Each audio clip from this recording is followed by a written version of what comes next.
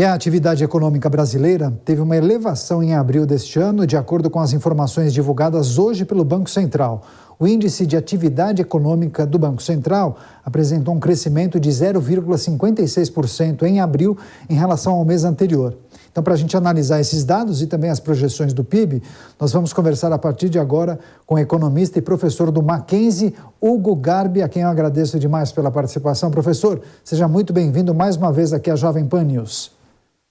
Olá, Daniel, tudo bem? Boa noite e obrigado mais uma vez pelo convite. Muito obrigado, professor. Para começar, que avaliação é possível fazer da atividade econômica do país no mês de abril? Como eu disse no enunciado, de acordo com o Banco Central, teve um crescimento aí de 0,56% se comparado com o mês de março. Como funciona a formulação desse índice e essa elevação de 0,56% é animadora? Por quê? Olha, Daniel, o índice de atividade econômica ele é um cálculo feito com base no consumo das famílias, né? Então, a gente tem uma estatística que mede qual é o poder de consumo do brasileiro, das famílias brasileiras e como nós estamos indo, né, em termos de poder econômico. Então, é um índice muito importante que mede como a economia brasileira está indo, se ela está indo bem, e qual é a perspectiva para os próximos períodos. A expectativa média dos economistas para esse índice, para essa publicação, era 0,15%. Então, imagine que o índice ele veio 3 vezes maior do que a expectativa média de grande parte dos economistas, o que é um bom sinal. É um sinal que a economia brasileira ela ainda está pujante, ela ainda tem um consumo agregado muito forte e que tem uma perspectiva muito boa para a economia brasileira no segundo semestre. Agora, por outro lado, ela também reforça uma teoria de que houve um acerto por parte do Banco Central em incrementar a taxa de juros nos últimos períodos, né? Porque, de certa forma, o índice de atividade econômica ele também reforça a capacidade de demanda das famílias. Ou seja, se nós tivéssemos uma taxa de juros mais baixa com um consumo acelerado, teoricamente nós teríamos uma inflação mais forte no Brasil nesse período. Inclusive, vamos tratar de taxa de juros daqui a pouco, professor. Eu só queria também pedir uma análise do senhor, porque se nós compararmos com o mês de abril de 2022, houve um crescimento de 3,31%. E nos últimos 12 meses, esse indicador também está positivo em 3,43%. Agora, apesar das muitas dificuldades, né, tem os fatores externos, guerra na Ucrânia, a variação no preço dos combustíveis, instabilidade política, né, nos últimos 12 meses, os juros, como o senhor bem mencionou, em alta. O que pode explicar essa tendência de crescimento na atividade econômica no último ano? Olha, Daniel, um primeiro ponto importante é a geração de emprego e renda. A gente não pode esquecer que 2023 é o primeiro ano inteiro pós-pandemia. 2022 nós tivemos ainda uma fração, né, alguns meses ali com uma restrição econômica, o que influencia negativamente na composição dos índices econômicos. Então, de forma geral, 2023 é o primeiro ano completo que nós temos em termos de econômicos, né? Então, a geração de emprego e renda ela foi muito forte. Nós tivemos no auge da pandemia 15 milhões de desempregados. Hoje nós recuperamos 6 milhões de empregos no Brasil, ou seja, nós temos 9 milhões de desempregados, ou seja, é um fator ainda preocupante. 9 milhões de desempregados não dá para desprezar numa economia, mas essa geração de emprego e renda já traz uma força econômica para o Brasil muito importante. Significa que as famílias estão recuperando renda, estão consumindo e o Brasil está recuperando a sua força econômica. O Brasil é uma das maiores economias do mundo, a gente sempre figurou nos últimos 10, 20 anos entre as 10 maiores economias do mundo. Nós temos mais de 200 milhões de habitantes, ou seja, uma força econômica muito forte e uma capacidade de recuperação pujante. Então, já significa, já é uma tendência que para o segundo semestre nós temos uma boa perspectiva comparado aos últimos 2, 3 anos no pós-pandemia. Excelente, professor. Esse índice, o IBC-BR, é uma forma, né, de avaliar a atividade econômica, a maneira como ela evolui, mas também ajuda o Banco Central na tomada de decisão para reduzir ou elevar a taxa de juros. Agora, em meio a essas críticas reiteradas do governo federal à taxa Selic, ao Banco Central, é possível entender que nós já estamos em um cenário mais propício, talvez mais confortável, para o início de um ciclo de redução de juros? Olha, Daniel, agora sim, né? Ou seja, eu acho que houve no passado, e aí a gente ainda tem um embate que eu acho que é muito mais político do que econômico, né? Se a gente for analisar tecnicamente, até pouco tempo atrás a gente não tinha condições no Brasil de reduzir as taxas de juros, e nós temos elementos técnicos para justificar isso, porque veja, o índice de atividade econômica, mesmo com 13,75% ao ano na Selic, a gente ainda tem uma atividade econômica pujante no Brasil, o que significa que se a taxa de juros fosse menor, a inflação seria maior e esse índice também seria maior. Então, eu acho que assim, a tendência é que para o próximo semestre, para a reunião do Copom de agosto, nós tenhamos sim uma pequena redução da taxa de juros no Brasil, uma sinalização de que agora a gente consegue reduzir a taxa básica de juros. Talvez nessa próxima reunião de junho a gente não, eu imagino que não vá ter uma redução ainda, mas a tendência é que nós tenhamos uma redução importante no Brasil nos próximos meses. Professor, eu queria abrir um parênteses nesse assunto da taxa de juros, porque a manutenção da taxa de juros nos Estados Unidos, pelo Fed, interrompendo inclusive uma série de altas, pode ter algum tipo de interferência por aqui. A taxa de juros lá, controlada, nos ajuda ou não, de que forma? Olha, a taxa básica de juros dos Estados Unidos ela é um referencial para o mundo inteiro. O Federal Reserve ele dita, né, os Estados Unidos ele dita o cenário econômico, o cenário macroeconômico no mundo. Então, veja que quando o Banco Central americano ele já indica, ele já sinaliza que a inflação por ali já está controlada, porque do mesmo modo que ele já sinaliza também que ele não vai aumentar mais as taxas de juros. Então, isso tem um impacto importante no mundo todo, inclusive no Brasil. Ou seja, os investidores eles ficam mais seguros, né, de tirar o seu dinheiro e investir. A gente já sentiu isso no Brasil, né, nas últimas 3 semanas a Bolsa Brasileira tem tido um cenário positivo, o dólar já começa a cair. E o que significa isso? Dólar caindo, bolsa subindo. Significa um cenário positivo. Entrada de mais recurso estrangeiro no Brasil, aumenta o estoque de dólar, né, aumenta o investimento no Brasil e começa a ter uma retomada, a gente começa a sentir uma retomada econômica, não só no Brasil, mas no mundo todo. Agora, professor, eu queria tratar do texto do arcabouço fiscal que vai ser apreciado pelo Senado. Antes disso, eu queria pedir rapidamente para o senhor nos dar algum tipo de sinalização acerca do Produto Interno Bruto, das metas para o PIB para esse ano, se essas indicações de atividade econômica do país podem nos dar algum tipo de ideia de como o país deve fechar o PIB nesse ano. Tem algum tipo de sinalização, professor?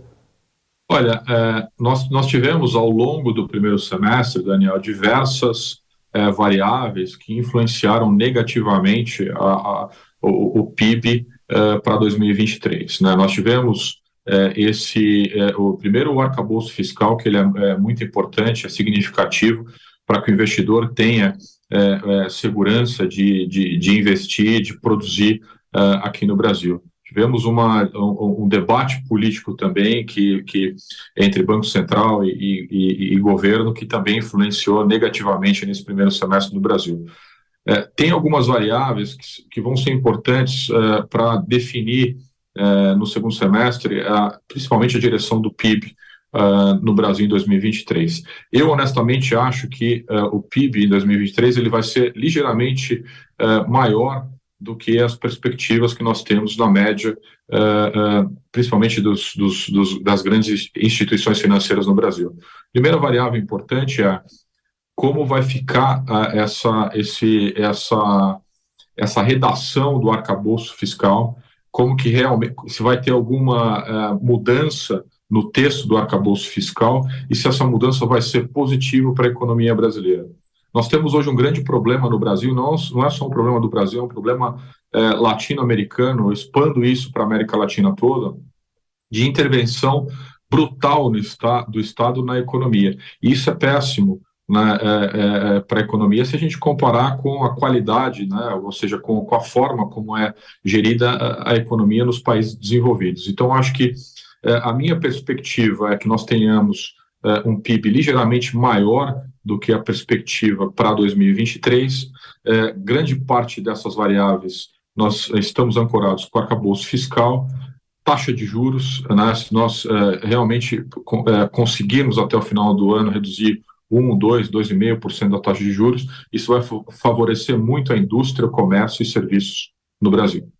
Bom, já que o senhor mencionou o arcabouço, professor, tem inclusive uma informação que nós trouxemos no dia de ontem, aqui na programação da Jovem Pan News, porque o Omar Aziz, que será o relator do arcabouço no Senado Federal, ele já deu inclusive uma sinalização de mudanças que deverão ocorrer no texto, forçando inclusive a Câmara a apreciar mais uma vez o projeto. Fundeb e também o Fundo Constitucional do Distrito Federal não entrarão no arcabouço fiscal, segundo o senador Omar Aziz. Eu não vou entrar no mérito se devem ou não estar no arcabouço fiscal, mas aumentar o número de exceções acaba prejudicando a âncora fiscal de que maneira, professor?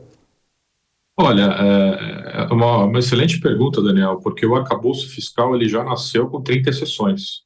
Né? Não dá para a gente colocar, assim, eu não vejo, né, genuinamente em nenhum lugar do mundo nenhuma proposta em países sérios, né, país desenvolvido, uma proposta com arcabouço fiscal com 30 exceções. Né? Então, primeiro a gente precisa ter, se quiser passar uma proposta que realmente o mercado acredite, e o mercado, eu falo, não só o mercado brasileiro, mas o mercado estrangeiro, né, o mercado internacional, que é muito importante para o Brasil, só a Bolsa Brasileira, o mercado estrangeiro representa 70%, e precisa ter uma revisão do arcabouço fiscal, né, porque, de forma geral, existe uma diferença entre linhas, né, ou seja, tem alguns setores que vão deixar de pagar, vão pagar menos imposto, só que tem uma transferência desse imposto para outros setores, né, então, enfim, de forma geral, eu acho que precisa, não só o Fundeb, né, é mais uma exceção, né, mas precisa ter um pouco mais de comprometimento do Estado, gastar menos, né, menos gasto público, porque também a gente não pode esquecer que o gasto público, ele influencia na inflação, né, e ter menos peso do Estado. Quando eu falo menos peso do Estado, menos tributação e mais auxílio aos empreendedores, mais fomento para que as empresas possam gerar mais emprego e renda no Brasil. Professor, me permita também perguntar a sua avaliação acerca do relatório apresentado da reforma tributária, fusão de alguns impostos para um imposto, o IVA dual, um seria gerido pela União, pelo governo federal e outro pelos estados, algumas exceções, alíquotas diferenciadas, também tem a exceção da Zona Franca de Manaus.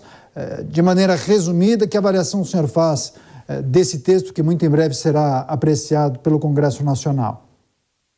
Olha, Daniel, o IVA, ele é um imposto, ele é uma realidade em grande parte dos países envolvidos, né? Então, se a gente for analisar imposto de valor agregado nos Estados Unidos, na Europa, né, grande parte dos países desenvolvidos do mundo, o IVA é uma realidade há mais de 30 anos, né? Eu acho que é válido implementar o IVA no Brasil, que na verdade é uma simplificação de uma quantidade imensa, brutal de impostos que nós temos no Brasil, acaba sendo até uma esquizofrenia, né?